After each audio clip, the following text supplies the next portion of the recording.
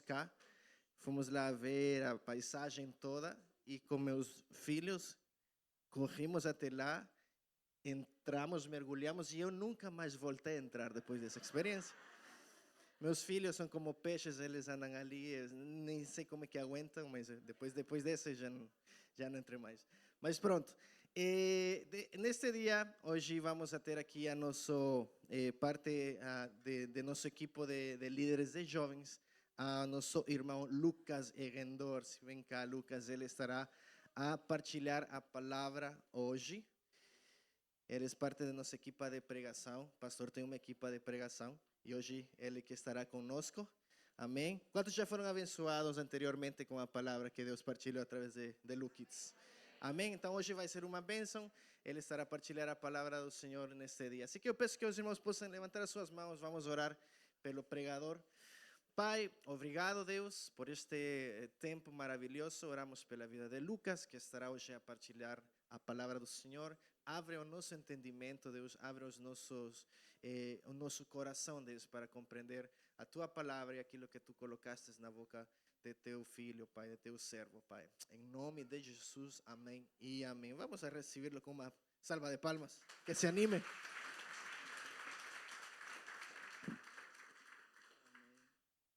Amém. A paz do Senhor, irmãos. Amém. Glória ao nome do Senhor. Santo é o nome do Senhor. Glória ao nome do Senhor. Estou muito feliz de estar aqui hoje. Estamos felizes de estar aqui hoje, não é, irmãos? Mais um dia que o Senhor nos dá a graça dEle, a misericórdia dEle se renovou para nós hoje. Estamos aqui. E eu queria compartilhar com os irmãos aqui um tema, mas dando aqui um pouco de contexto, nós tivemos esses últimos tempos aí as Olimpíadas, né, que já passaram, aquela mais, digamos, difundida, não é? Porque agora também está ocorrendo uma Olimpíada para as pessoas que têm alguma deficiência, mas engraçado que eles tentaram naquela abertura, né, fazer alguma zombaria, né, com o nome do Senhor, mas foi incrível, porque parece que quando eles tentam fazer zombarias, o nome do Senhor ainda assim é glorificado. Porque vimos nessas Olimpíadas muitos cristãos que se levantaram perante as câmeras para dizer, olha, Jesus é meu rei. Não sei se os irmãos acompanharam, mas quase todos os dias naquela, digamos assim, nos centros olímpicos onde os atletas ficavam, a concentração ali, a equipe de Fiji, quase todos os dias fazia um culto ao Senhor ali naquele lugar. O nome do Senhor é muito glorificado. E eu quis trazer um pouco desse contexto das Olimpíadas, porque quando nós vemos ali, alguns ficaram felizes, outros choram, não é, naqueles momentos. Às vezes nós, como apenas torcedores, né, ficamos ali na TV, ficamos tristes, o Brasil perdeu, aquela coisa toda, ou senão ficamos apontando o dedo, esse ali é ruim. Eles estão ali, quem somos nós, né? Mas, por que eu quis trazer isso? Porque a gente não sabe do contexto, quanto que aquelas pessoas sofreram e se dedicaram para estar naquele momento. E o por trás, digamos assim, das cortinas, quase ninguém vê. Então, o tema da minha mensagem hoje era um pouco sobre isso. Olhando para trás, é fácil julgar. Por que isso? Vamos abrir a nossa Bíblia lá no primeiro livro, em Gênesis. E deixem aí aberto. Porque nesse tema aqui, olhando para trás, é fácil julgar, eu queria lembrar dos nossos saudosos antepassados, Adão e Eva. Olhando para trás, é fácil julgar aquilo que aconteceu lá. Vejam só, eles tinham, irmãos, querendo ou não, o relacionamento, um dos primeiros e mais sinceros relacionamentos que pode haver com Deus. Porque eles estavam perante a Deus face a face. O próprio Deus descia e na viração do dia conversava com eles. Olha quão maravilhoso é isso, irmãos.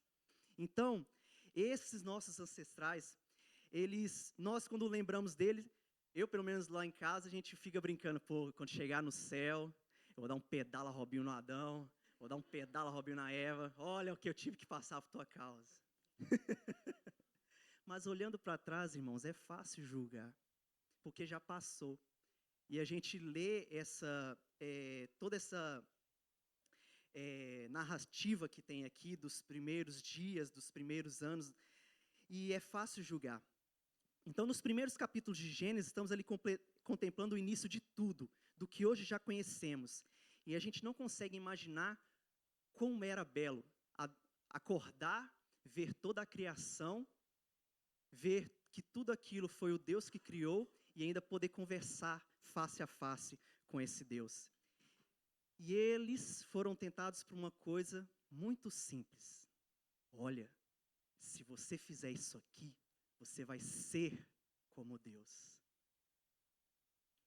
Irmãos, não é para isso que nós estamos aqui? Nós estamos tentando ser como Deus? Não está errado querer ser igual a Deus.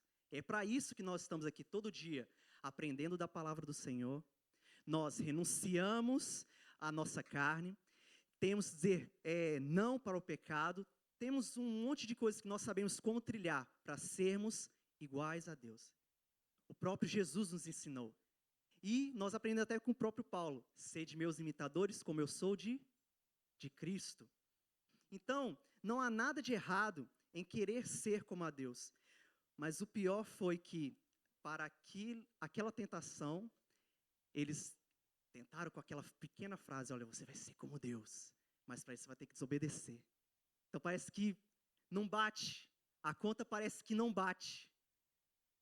E a minha ideia é que, olhando para trás é fácil julgar, se coloque no lugar deles. A gente é muito fácil, não é? Não, se fosse eu, acho que não fazia isso não. Não, que isso. Mas se põe no lugar deles. Eles eram os primeiros seres dessa terra. Vamos dizer assim, puros. Não tinha pecado. E começou a colocar dúvidas ali no coração deles. Mas será que Deus está me enganando? Será que Deus está me escondendo coisas e não quer que eu seja como Ele? E, irmãos, a tática, ela parece que não mudou ao longo desses anos. Todos os dias o inimigo das nossas almas tenta colocar dúvida no nosso coração. Olha, quando chega no final do mês, será que Deus vai deixar mesmo, não vai deixar faltar? Se acontece alguma coisa no trabalho, agora você está sem emprego, será que o teu Deus vai te ajudar? É sempre com dúvidas, irmãos. Então, assim como eles estavam ali com dúvidas, Satanás também tenta colocar dúvidas no nosso coração. E aí eu queria ler aqui convosco, no capítulo 3 de Gênesis, a parte que fala acerca desse momento. Gênesis 3, do versículo 4 e 5. Então a serpente disse à mulher: certamente não morrerás, porque Deus sabe que o dia em que comerdes desse fruto, os vossos olhos se abrirão e sereis como Deus, conhecendo o bem e o mal. Então vejam só, irmãos, ali começou uma tática que vemos até hoje. No meio da tentação, no meio daquele momento, o que podemos fazer? O que podemos fazer no meio da tentação? Fugimos? Deus manda, foge da aparência do mal. Ou resistir o diabo. Mas às vezes a gente quer confiar na nossa própria força. E vejam só, irmãos, naquele momento estavam os dois ali. Eu acredito, a Bíblia me permite pensar, com a minha própria cabeça, mas eu penso assim, olha, estava ali Adão e Eva, o Adão olhando a Eva ser enganada daquele jeito, não fez nada. Banana. Minha esposa vai dizer, banana. Não, irmãos, na nossa situação, eu não sei se a gente faria diferente, porque naquele momento, está ali uma dúvida, a dúvida está na minha porta, eu não sei a resposta, e aí assim, às vezes parece que é mais fácil ceder à tentação. Não sei se às vezes os irmãos também têm. A gente tem que lutar todos os dias, irmãos. Todos os dias a gente tem que lutar contra as tentações que vêm sobre a nossa vida. E que Deus nos dê força. E eles ali, fugir? Não, não vou fugir. Não, eu acho que eu vou com a minha própria força. Espera aí. Eu fui lá e comi. E com aquele pequeno ato, não é? Hoje estamos todos aqui. Trabalhar todo dia. Olha, o parto vai ter dor. É, não é mesmo? Tanta coisa, irmãos. A gente tenta às vezes imaginar como é que seria, né, tão bom a humanidade se nunca tivesse acontecido isso. Mas você ainda vai saber, irmão. Permaneça firme no Senhor, que um dia você vai saber. Então, esses são os primeiros dois personagens que eu acho que, olhando para trás, é fácil julgar. A gente acha, porque a gente só está lendo ali, a gente não viveu. Eu não sei se vocês pensam sobre isso também, que as nossas provas, quando a gente fala para os outros, tem pessoas, isso aí é fácil, mas ninguém está na nossa pele. Quando você sabe daquilo que você passa, você sabe quão é difícil permanecer firme no Senhor, mas Deus nos ajude.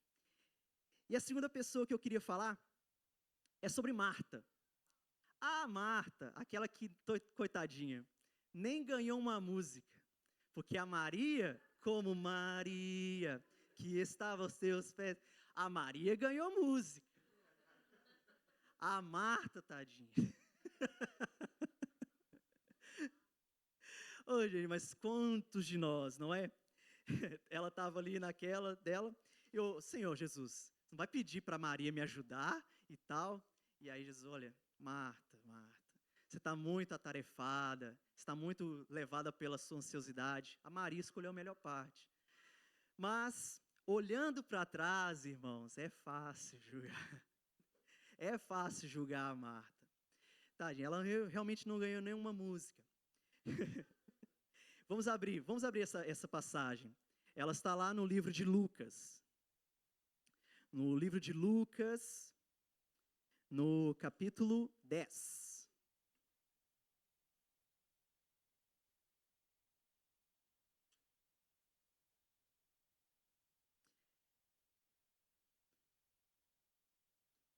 Vamos acompanhar? Lucas, no capítulo 10, do versículo 38, a partir do versículo 38. Olha, irmão, já ia errado até, eu estava em João. Ai, nervosismo.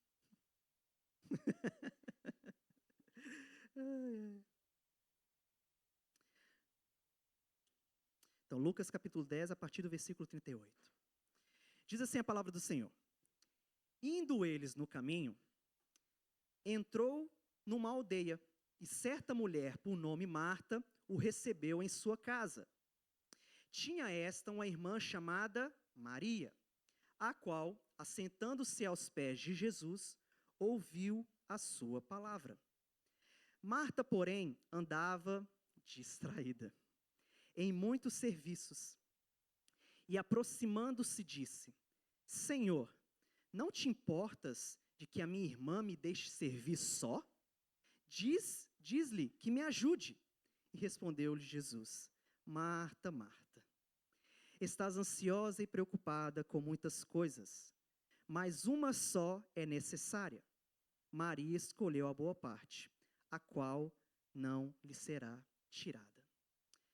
Ansiosos e fadigados com muita coisa. Ansiosos e fadigados com muita coisa. Isso às vezes parece o meu retrato. Ou o nosso retrato. Às vezes andamos muito ansiosos e fadigados com muita coisa.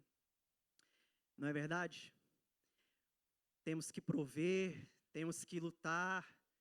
Estamos aqui, eu já cheguei aqui, foi em 2004, gente, 2004.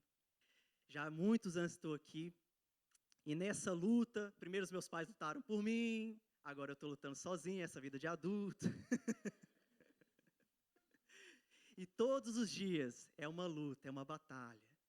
E parece que quanto mais, às vezes, não é, as tecnologias surgem aí para tentar ajudar a nossa vida, parece que facilita de um lado, mas pede muito do outro.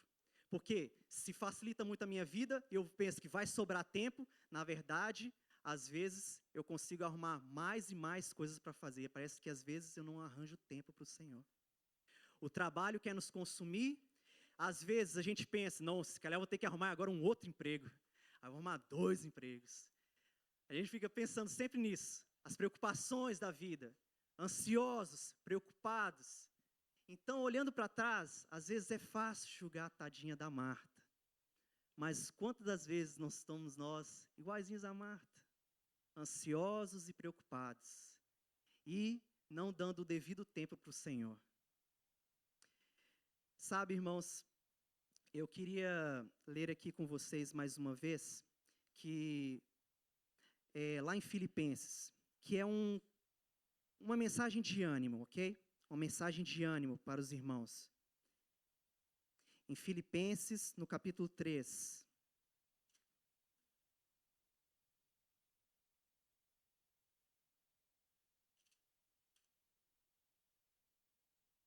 Vou aguardar com os irmãos.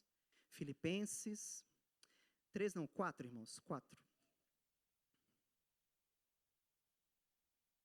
A carta que Paulo escreveu aos crentes da igreja de Filipe.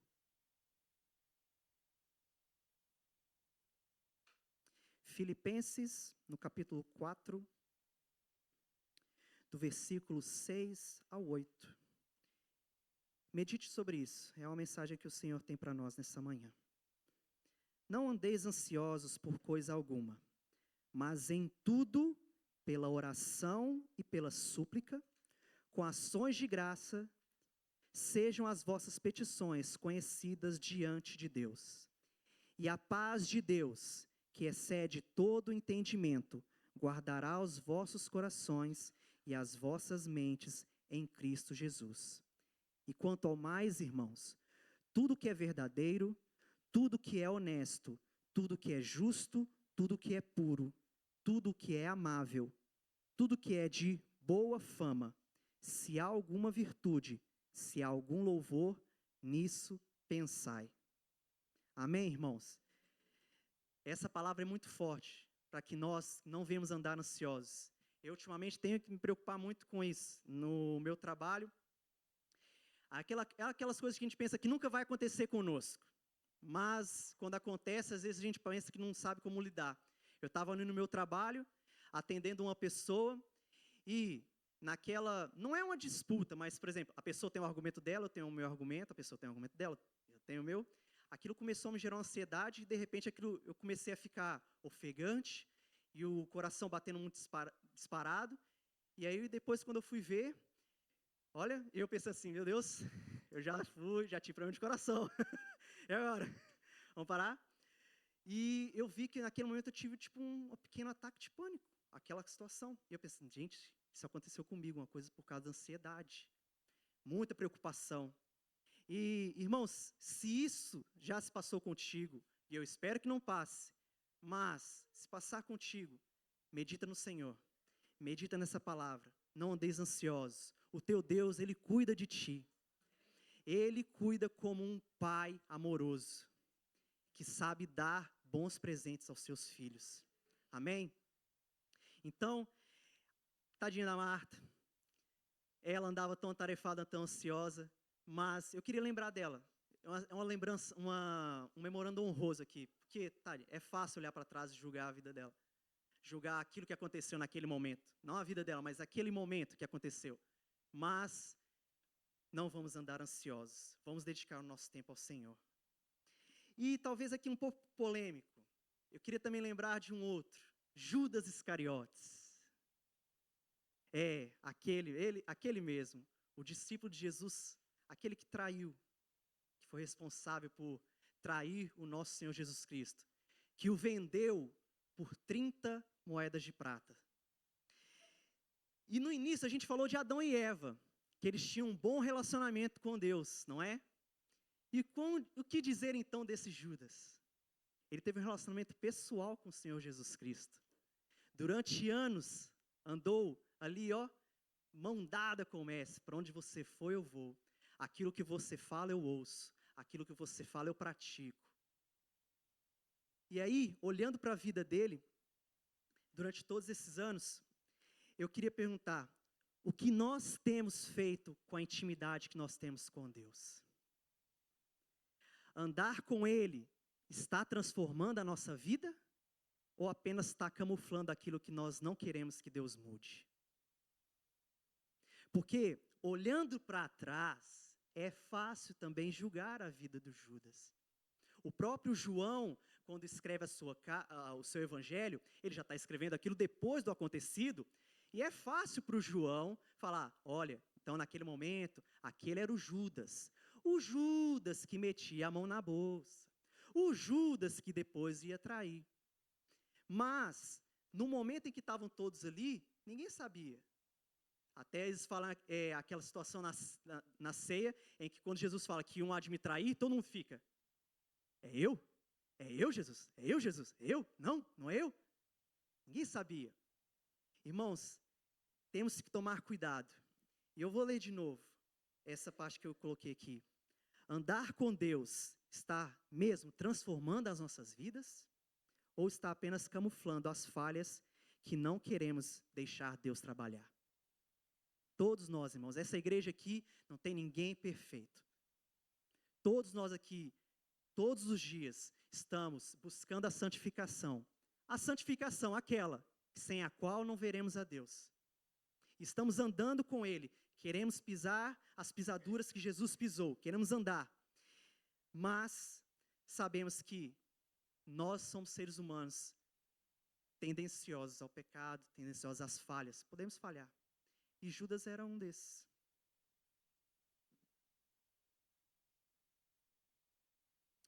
E vejam só, a gente vê com tão melhores olhos, por exemplo, vamos comparar aqui, Pedro e Judas. Os dois tiveram o ato premeditado por Jesus. Tanto Judas recebeu a palavra, olha, você vai me trair. Aquele que molha o pão comigo, esse há de me trair. E o Pedro, aquele que disse, não, Senhor, por você eu morro. Não, aqui ó, pode vir. Ô Pedro, ainda hoje, 3 vezes você vai me negar. Então os dois tiveram esses atos de traição, digamos assim, premeditados por Jesus. Um deles teve uma chance e se arrependeu depois, e o outro deixou-se levar pelas emoções, pelo remorso. É certo que, irmãos, os dois tiveram muito remorso. Imagina a situação, Pedro depois que negou Jesus 3 vezes e o galo cantou, a Bíblia diz que ele chorou amargamente. Remorso. Os dois tiveram remorso. Judas também teve. Ele chegou assim, meu Deus, eu traí o Filho de Deus. Então eu vou lá, eu vou jogar essas moedas de novo para eles, eu não quero mais. Os dois tiveram remorso. As nossas emoções, irmãos, elas têm uma influência muito forte sobre a nossa vida. E nós temos que tomar cuidado também sobre isso. Basta às vezes a gente lembrar, às vezes eu fico no trabalho, porque trabalho em casa, e às vezes quando está sem cliente, de vez em quando fico vendo algum site de notícias, do Brasil às vezes, e às vezes tem muito daqueles casos em que a pessoa diz que, por amor, eu fiz um monte de coisa ruim. Eu remorso, me senti traído, fez um monte de coisa ruim lá. E não é difícil de vermos exemplos assim, em que as nossas emoções, a pessoa se deixa levar pelas emoções para cometer atos terríveis. E os remorsos que ambos eles sentiram, um ainda conseguiu o perdão, mas o outro se deixou levar pelas emoções. Irmãos, olhando para trás, é fácil julgar a vida de Judas, mas tentem se colocar no lugar dele. Depois daquilo, imagina o quanto de remorso que aquele homem sentiu, ao ponto de que ele não viu mais solução, ao ponto de que, não, acho que eu nem mereço estar vivo. Deus nos ajude, irmãos, porque eu acredito que sim, teve ali alguma influência maligna sobre a vida dele. Que tipo, você sabe que, e nós sabemos que quando nós pecamos e sentimos remorso, o diabo é o primeiro a vir acusar a nossa vida. E aí você pecou, olha lá.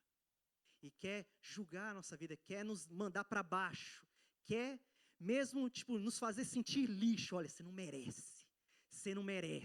A graça de Deus para ti não chega. Se calhar ele deu ouvido a vozes assim. E que Deus nos ajude, irmãos, a blindar a nossa vida, porque nós não estamos, digamos assim, nós não estamos, não é impossível que nós erramos, nós vamos errar ainda, irmãos. Mas que Deus nos ajude naqueles momentos em que nós erramos, ao invés de darmos ouvidos à voz do maligno, venhamos dar ouvido à voz de Deus. Em que a misericórdia dele diz: olha, filho, eu sei, se arrependa perante mim, eu te restauro. Eu sou o Deus que restaura. Eu sou o oleiro, aquele que pega o vaso que mesmo quebrado, ele faz pó, faz aquilo barro e molda o vaso de novo. Amém, irmãos? Irmãos, que Deus nos ajude, porque temos que blindar a nossa vida. Porque pode ser que aconteçam situações, não vou dizer que você vai trair Jesus por 30 moedas de prata, mas às vezes a gente traz Jesus por muito pouco, por muitas outras coisas. Igual, se uma situação de finanças vem sobre a nossa vida, em que precisamos de dinheiro, a gente quase sempre pensa: não, se calhar então agora, amanhã é dia de culto, né? Mas se calhar eu posso arrumar um outro jeitinho aqui. A igreja, eu vou lá depois. A igreja está lá todo domingo. E aquele culto de jovens ali, não, eu acho que hoje eu vou trabalhar. Às vezes nós deixamos Deus por muitas outras coisas. O que tem sido talvez as 30 moedas de prata que vêm sobre a nossa vida. Que Deus venha nos ajudar a nos manter firmes. E aí, para então finalizar, queria trazer aqui também sobre uma outra personagem que não é assim tão falada, que é a mulher de Jó. A mulher de Jó. Eu sou de uma época, não estou chamando de velho, mas eu sou de uma época que fez muita fama lá no Brasil, uma música que tratava sobre essa parte da narrativa, da Rose Nascimento, que ela fez uma música que narrava sobre o acontecimento da vida de Jó. E naquela época fazia-se peças e muitas peças. Ai, tadinho do Jó, não é? E tadinho da pessoa que interpretava a mulher do Jó.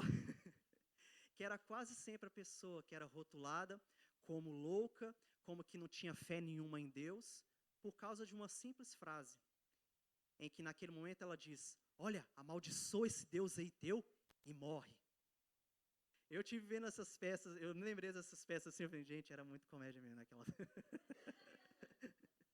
Ai, vem, gente, olha, se alguém fizer aqui de novo uma peça dessa, eu me prontifico a ser o Jó.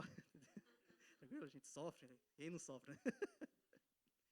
Mas a gente fala tão bem de Jó e às vezes não despreza um pouco da personagem da mulher de Jó também. Porque veja só, irmãos, de onde que partiu essa tão famosa frase? De onde que ela veio? Por que que ela veio? Ela veio depois de quê? Vamos parar para analisar. Vamos abrir lá no livro de Jó. Vamos abrir no livro de Jó. Jó no capítulo 2. Só para então dar aqui um contexto. Jó, a Bíblia fala que era um homem temente ao Senhor, fiel, e que num belo dia em que os anjos do Senhor vieram para ter com Deus, o próprio Satanás veio também. E aí Deus falou: olha, você estava aí rodeando a terra, né? Você viu lá o Jó? Mas aí, aquele lá te adora. Sim, mas também, olha, veja só, o Senhor está dando tudo de bom para ele.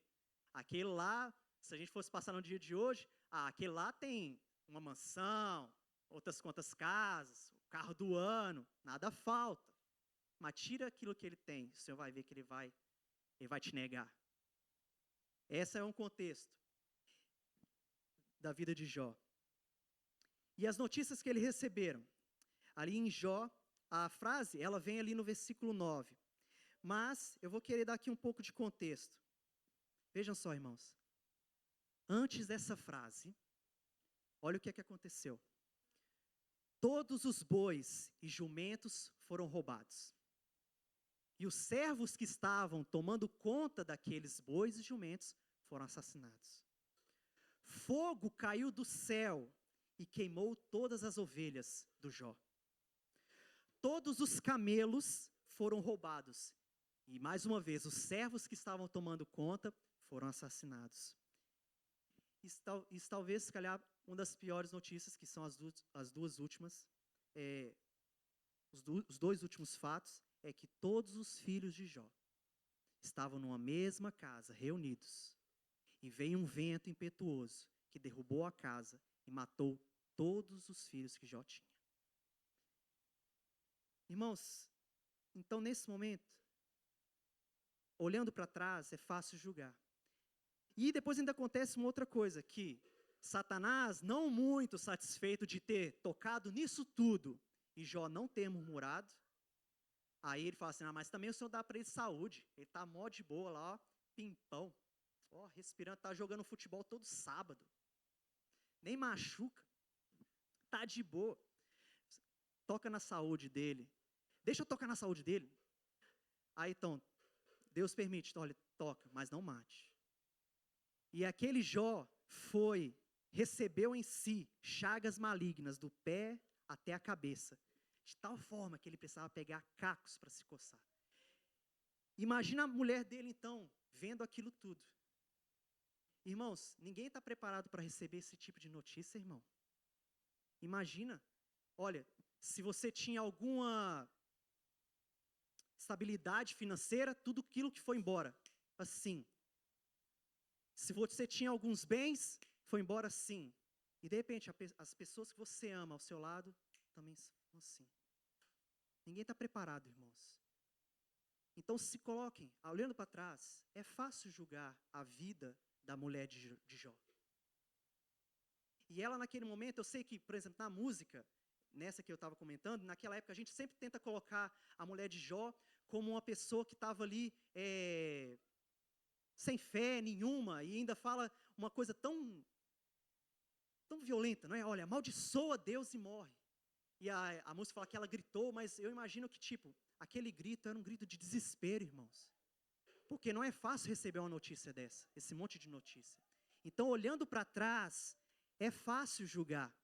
E eu não quero defender a atitude dela, viu, irmãos? Fique bem claro. Nós, se vier uma coisa assim, a primeira atitude, com certeza, não vai ser mandar Deus falar assim, ó Deus, você não presta, não quero mais contigo, não quero nada contigo. Não, eu não estou defendendo a atitude dela, só estou dizendo que não é fácil. Não é fácil. E só uma pequena curiosidade, vamos lá então em Jó, no capítulo 2, versículo 9, que é quando vem a famosa frase. Jó, no capítulo 2, versículo 9. Sua mulher lhe disse, ainda conservas a tua integridade? Amaldiçoa a Deus e morre. E Jó então respondeu, como fala qualquer doida, assim falas tu. Recebemos o bem de Deus e não receberemos o mal? Em tudo isso não pecou Jó com os seus lábios. Uma curiosidade é que na Bíblia hebraica, está lá registrado que a mulher dele não disse amaldiçoa o teu Deus e morre. Diz que abençoa o teu Deus e morre. Existem, sim, duas linhas de pensamento que uns pensam que estava lá, abençoa, um pouco no sentido sarcástico. Aí abençoa esse teu Deus e morre, porque esse teu Deus aí... Ou a que mais se acredita, ou é mais difundida, é porque os escribas, as pessoas que estavam escrevendo a palavra do Senhor ali, fazendo cópias, não é? Que naquele tempo não tem as impressoras que temos hoje, né? Mas eles tinham tanto respeito ao nome do Senhor, que não fazia sentido amaldiçoar Deus. Vocês entendem?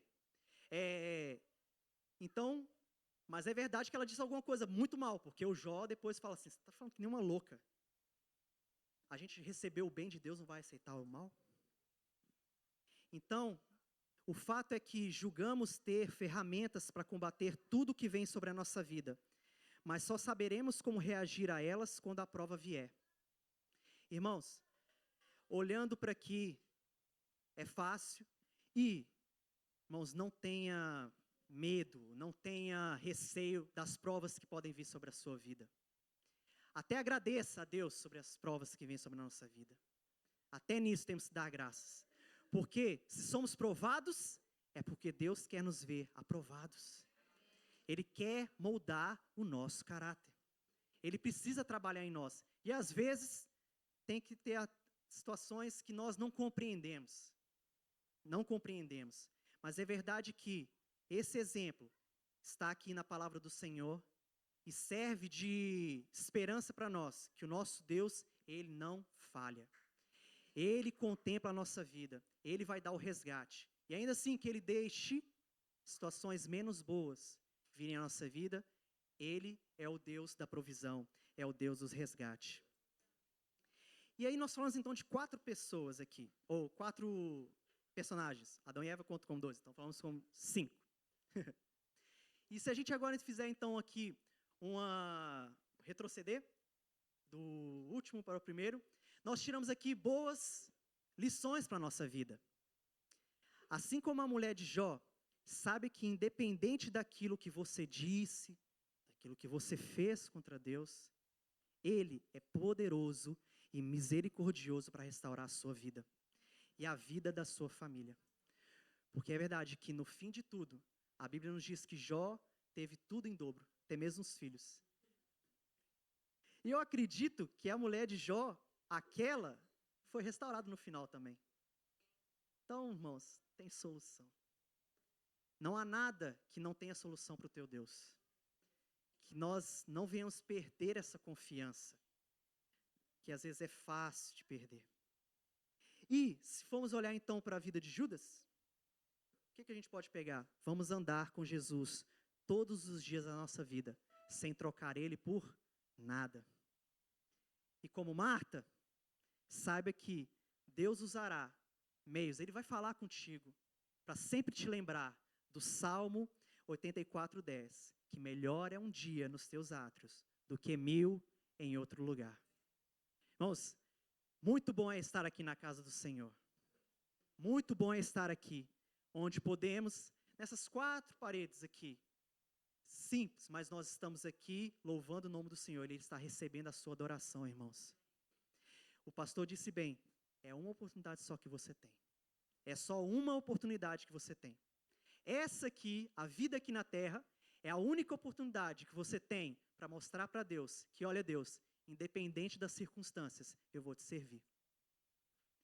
Porque depois, aí lá em cima é fácil, lá em cima vai ser fácil. Mas aqui, você tem a sua chance, a sua única chance. Você reconhece Jesus como seu Salvador? Reconhece Jesus como seu refúgio, seu abrigo? Confia no Senhor.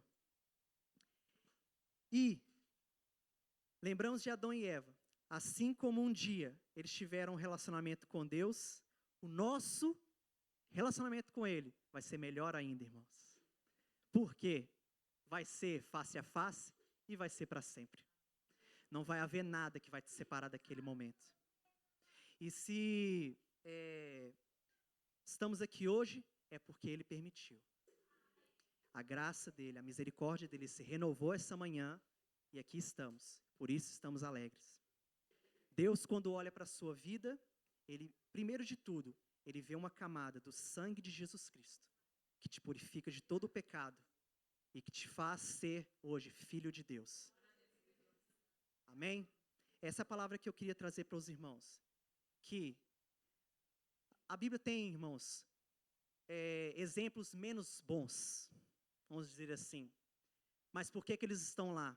Para nos lembrar que esses que eu falei aqui, podia ser eu, podia ser você, podia ser qualquer um de nós. Mas está aqui para nos lembrar.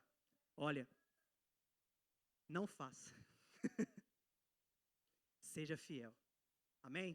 Que o Senhor nos ajude e que o Senhor possa nos abençoar a caminhar cada dia mais com Ele, nos ajudar uns aos outros. Amém? Glória ao nome do Senhor. Amém.